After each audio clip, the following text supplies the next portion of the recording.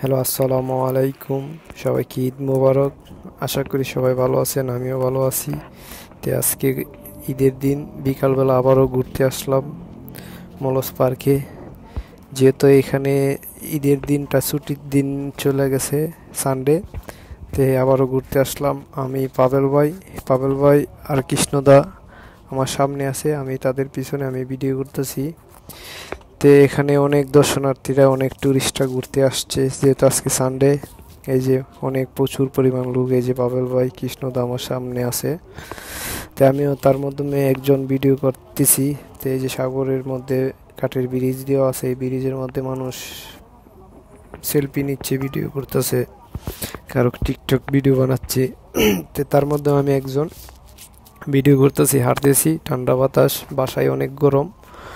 তো এই যে তিনজন মহিলা ভিডিও বানাচ্ছে টিকটক, তো আমিও হাঁটতেছি আর ভিডিও করতেছি।